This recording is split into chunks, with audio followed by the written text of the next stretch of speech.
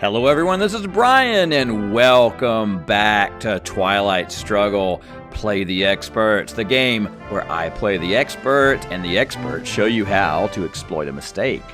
So in turn 3, we had a successful result in the Middle East, pounded out a bunch of scoring. Meanwhile, the Americans expanded all over the place in Africa and so forth. Now in turn 4, we got a great little piece of intelligence, and we're able to sneak right into Thailand and neutralize his scoring card. On the other hand, we had a whole bunch of really difficult to deal with cards of, American extraction. So we spent the rest of the turn sort of enduring them and trying not to create a total disaster. However, we lost the 5-year plan in the process, had to give it up, and we've saved 2 absolutely horrible cards for this turn. So for turn 5, he has shown us his headline, and he is offering us puppet governments. Almost certainly going to be his way into a whole bunch of places in South America. Venezuela, Brazil, and Argentina, for example, or maybe poke one into Chile that I can't coup back if I was going to coup. However, I don't really want to coup, do I? Or rather, I don't want to coup in South America because I really need to coup in Africa. The situation in Africa has grown dire, and there is the Africa card in our hand. And of course, this would be exactly the situation where we would wish that we had saved the 5-year plan, because if we still had the 5-year plan, we could just make Africa scoring go away. And, that's, them's the breaks. It's funny, the dice have loved me this game, but the cards have been a little fickle. So who knows, but we went the way we went, and now there's Africa scoring. So it is going to be important to take a big coup in Africa, probably in Nigeria at this point, just because that means if we get one little point in, then at least he wouldn't be able to go rolling over us with a 3-ops card and just take it back.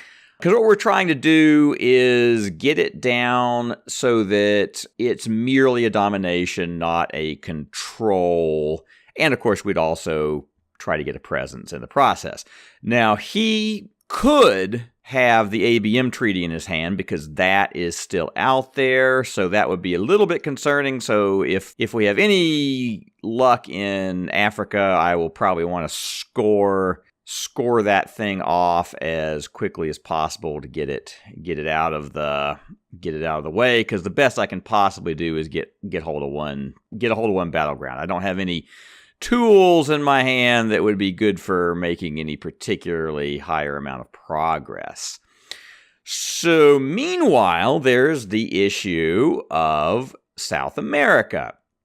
And we do have a good card to use for that, which is the junta. And so, unfortunately, puppet governments are going to take effect before junta, so he would therefore probably, I would expect him to put one in each of the 2 countries, and then I could go in there with him in one and do some realignments. And so I'll probably play junta for headline, realign him in places that I can in South America, and then do a coup in action round 1 in Nigeria. Usuri River Skirmish is going to be our space card, and we hope it goes to space so that we can get rid of Voice America at the end of the turn for free. I only have one other card that I could send to space, but it's my best ops card, and I feel like I might need to use that just for my opening coup, just to absolutely guarantee I get a point of influence in there.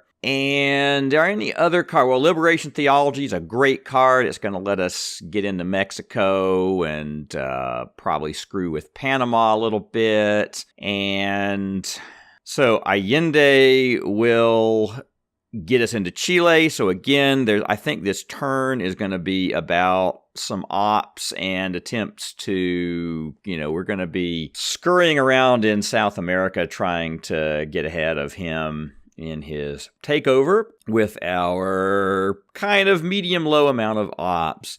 Now, How I Learned to Stop Worrying is a cool card, and sometimes it's really useful. I'm not seeing a way it's going to be useful this turn. If I absolutely had, if he ABM treaties me back, I could open up a bunch more cooing and try to get back into Africa or something. That doesn't sound like that doesn't sound very good, even if that situation came up. I'm not seeing it. It can be a good headline in a turn where I think he might be trying to take my coup away, and I could give myself my, put it back to DEFCON 3 or something, and then be able to take a coup. So that's what I'm seeing.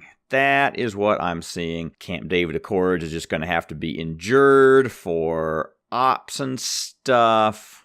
And that's going to be the turn. So let us headline Junta and see how things go. All right, puppet government. Oh, okay. So he puppeted one up into Mexico. I guess he was worried that I can see that. All right. He's worried that I could have Junta, put 2 in Mexico, coup in Panama, and then end up controlling Central America really quickly. It's interesting. But it gives us a good leg up in South America, because now we can put our 2 in Venezuela, and it means we actually have a controlled country, and it means we have a controlled country adjacent to Brazil, which means we're going to actually get to realign him there at even, which I wasn't expecting to get to do. So it's always good when we make our opponent be afraid of something that we don't actually have in our hand, but we could have had in our hand. So we're going to get a little bonus on our roll, and look at that. We knocked him out, and I guess we're going to try for a little delicate Argentina down here and not have quite as much luck. But that was a perfectly reasonable result. So now it is time to take our coup, and I think the 3 card is the only way that we can definitely get in there with all the numbers covered by a red influence value. So we'll do that, roll a 4 and get a 4, and he gets his NORAD. So that was a little thing we talked about last time. He's going to get into Thailand. And so I expect he's probably going to flip that over on us. And hopefully that just means, a 2-point flip next time Asia scores. We lose our point for Thailand. He gains 1. We really didn't have enough countries to enforce a domination of Asia. So that is how we went. All right, and as previously said, we're going to score Africa as quickly as possible. He gets his 6 points, and we are just sad. But not as sad as we could have been. Could have been 10 points. So here comes Alliance for Progress for whatever they call that. Influence. They call that influence. And now that means it's time for Allende, and we get in there, so that gives him some more homework. As far as getting into South America, we can probably convince him to use most of his ops down here. Oh, no. Shuttle diplomacy for the event. That is going to hurt in Asia. So he has managed to not only flip Thailand, but he's going to flip Asian domination. And that is going to be a grim, grim thing. So the miscalculation in Thailand is going to cost us big time, big time. Because Asia would have once scored at more of a +1 point for us and 2 points for us even. Now it's going to score at -5 points. Assuming it's going to score, which it probably is, because we've already done the Middle East. So some point here, we're going to get an Asian scoring, and it's going to be good for him. So let's space our space race. Oh, it goes in. That's good news. We can count on the dice if we can't count on the cards, apparently. And there's a card we didn't really want to see, but we knew was coming. So he has Asian scored. He gets his 5. That is a big coup for him. He set that up. He did it, and he cashed it. So we're going to just go ahead and get some more parts of South America, since we at least get to win the race in Chile. He is going to space decolonization again. I guess we're never really gonna, decolonization thing never really got off the ground in this alternate reality. So I think we need to make hay while the sun shines in South America. It'll score someday. He has been faced with giving us a Suez crisis, and he just wants to get it over with. So he's going to let us pull our points out here.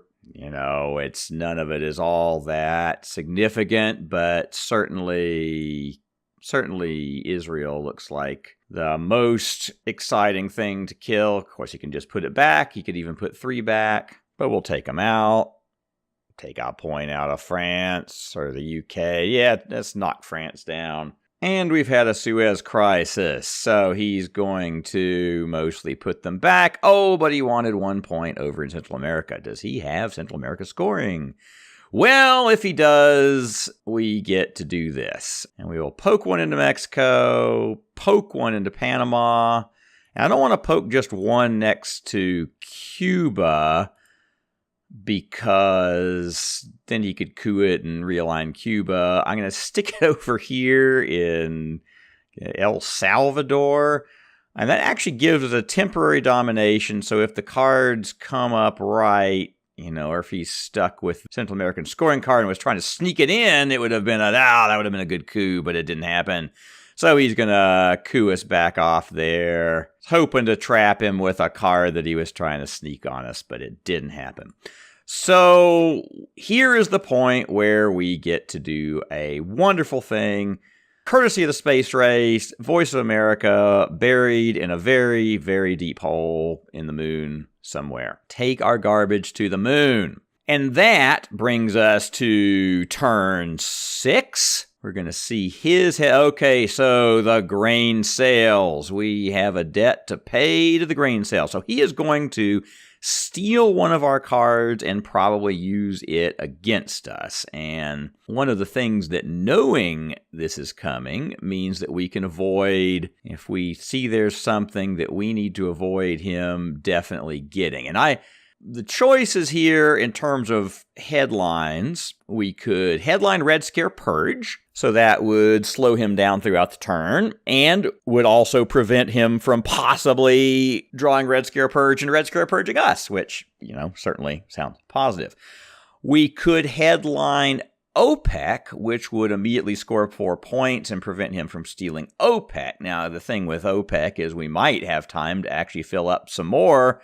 We could score as many as 6 points if he doesn't steal it from us and we manage to use the rest of the turn to fill that stuff up. Che is a fun card and would let us do some cooing in Central America. And certainly if I had seen a Central American headline, scoring headline, then that would be the thing. No question, but he's of course not going to headline a scoring card right up against us knowing his headline. We could take the China card back with the Cultural Revolution. I don't think that's as good, as strong as some of the other headlines. And that's about it for headlineable cards. Now, we've got some various bad cards. So the Bear Trap, I'd say the best outcome for the Bear Trap is if we just save it till the end of the turn and let it be the thing that goes that we delete, right? Because that way we keep our ability to space 3 cards open for the late war, and we don't have a bear trap, and we get rid of the card. So that's the best thing. I mean, we could space it, and there's 4 points in the line. If I don't have to space it to avoid it, I think that maybe I won't. But he's grain sailing us. He is grain sailing us, which means we're going to have one fewer card. So unless he gets the bear trap, and that's the thing he does to us, then that probably either has to go to space or be endured. And I don't want to endure a bear trap. It would give him two definite moves in a row, and he'd know he was getting them. So he could really screw up a key region for us like South America. So it might have to go to space, and we'll ironically probably hope that it doesn't go into space, because if it goes into space, it'll make life pretty darn interesting later. Rest of the cards, independent reds, not a big deal. Our man in Tehran, we can't quite break his control of his last Middle Eastern country with it, because he's got 3 in Jordan, not 2, so I guess he's just going to get cull the discard pile a little bit. Turn 6 is actually the least meaningful time to do that by a small margin, in the sense that, well, then they do reshuffle right after that, so he's not delaying them for perhaps as long as he might otherwise have, but he could certainly remove South American scoring or something from the mix on us. And kitchen debates, we've got more battlegrounds than he does, so no big deal. OAS, gonna be unpleasant, gonna have to endure it, and he's gonna get some guys, so we'll do a resolve the event first thing, and it'll probably screw up South America a little bit extra, just because that's what we need. Okay, so, gonna go with Red Scare Purge, because it has I'd like to work on OPEC. Hopefully he won't OPEC us. Here comes the grain sales, and Che Guevara goes away. And so he will, he's resolving it first, so we get to do so he's actually playing, it's interesting, he is going ahead and letting us coup the crap out of Central America, and we will certainly coup it once. That looks pretty good. All right, we're in. And I think I'll go ahead and do Botswana as the second one, just because I don't think I'm going to get back into El Salvador without a really big roll. Meanwhile, he's cooing Panama and failing. So I need to take advantage of the situation. Would I rather have Panama or Mexico? I'd rather have Mexico, as long as I can hold on to it. We'll go ahead and make a try for it. Does slightly feel like we might be having Central American scoring soon, although I'm not sure he would have resolved event first on Che if he saw that card coming for sure. We'll see. All right, so he fills up Panama. We can get rid of kitchen debates and work on the Middle East. So that is Egypt controlled. He is taking a coup. Right, he's working on Central America. Guess we're going to coup him back. We're back in for a nice 4. That's nice, so he probably won't bother recouing that. An event. Oh, ask not what your country can do for you. Oh, and look at all. So he did have Central America scoring and lone gunman and South African unrest, and he is getting rid of all those things. So he decided that it was no longer possible to stop my domination, so he got rid of the scoring card. Getting rid of your opponent's good scoring cards whenever you can do it is a thing to do, and I really try hard to get rid of a scoring card with that Kennedy card when I'm playing the U.S. All right, well, it has come down to it. I think we need to send Bear Trap into space and hope that it goes, and otherwise hope that it doesn't go, and otherwise hope that we don't have too many problems later on. Well, it went, so we'll just have to take 4 victory points, which is certainly welcome, and we can only space 4 cards. So if we draw that Korean Airlines card, we'll be spacing that later on, but not otherwise not a whole lot of other spacing for us, most likely. So here is John Paul being elected Pope just to get ready for future popery. And I think we will go ahead and let him have his man in Tehran so that we can finish up OPEC before the turn is out. Let's see what he gets. Looks at his cards. Oh, he got all keepers. Well, that was a stroke of good luck. He didn't find any. He gives us a point for Willy Brandt and a point in West Germany, and he just completes it because, of course, he's purged. And then we have OPEC for the event. Get our score back up there. Nice 6 points. That worked out well. And he's getting a point of influence off nuclear subs. But that does mean we come to the yucky card we have in our hand. We're going to have to let him OAS and OAS. That would have been bad back in the Central American scoring days, but he didn't know it was coming. So South Africa is heading for stalemate here. Oh, and we're going to have a brush war, having a brush war in Venezuela, and he has won a brush war. Okay. Well, that was some excitement. And after some backs and forths and one nice little moment of OPEC, we go to turn 7 and the reshuffle. The next reshuffle, and we are going to know a lot of what is in his hand. It is time for your homework. We get to see that he is headlining Asian scoring, and we get to know what are the things he has. So we know that he has... Think. Okay. So he has got, in addition to Asian scoring, which actually reshuffled back around, he's got European scoring, and he's got South America scoring. He's got the ABM treaty. He's got UN intervention. He's got one small step. He's got Portuguese Empire crumbles, and he's got Latin American death squads. That is what I think his hand consists of, along with, I guess, one other card, right? Because that's 7 cards he's definitely got.